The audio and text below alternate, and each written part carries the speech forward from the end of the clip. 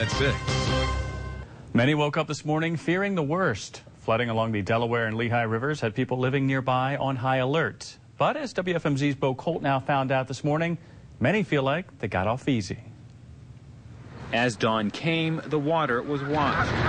Many in Easton were equipped with cameras to capture the extent of the damage. It's not too bad. It's a lot better than I thought it would be.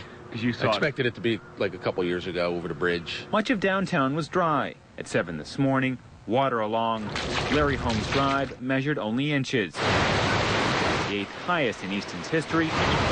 Parts of Riverside Park were the only areas in downtown drenched by the Delaware. But other areas weren't as lucky. Lehigh Drive near Riverview Park in Palmer Township was a muck-filled mess that prevented cars from passing through.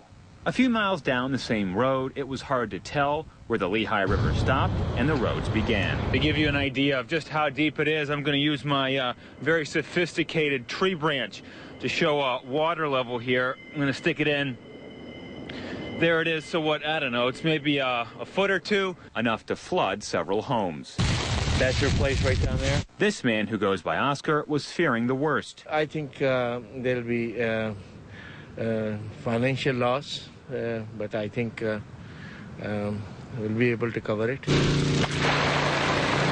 The Easton Fire Department spent the morning pumping water out of homes along Lehigh Drive. I got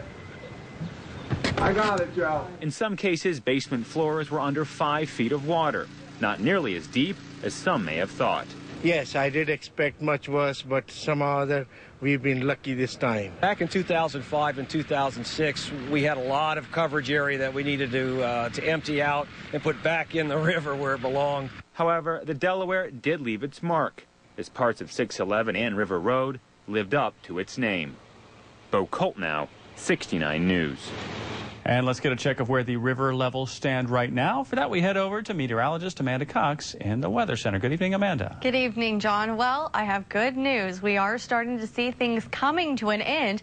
And even though these river flooding was not as bad as past years, we actually still did see some historical records being set with the flooding. The crest, though, on parts of the Delaware actually hit some records. Belvedere was the 10th highest crest ever recorded. Easton and Riegelsville, 8th highest crest, and Trenton was at 15th highest crest. So there was quite a bit of flooding, but it was definitely not as bad as recent years. Here's a look at some of the currents right now.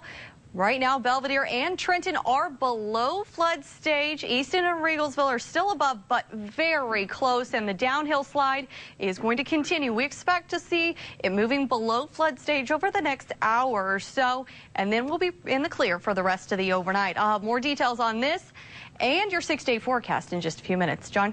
All right. Thanks a lot, Amanda. Officials in Chester County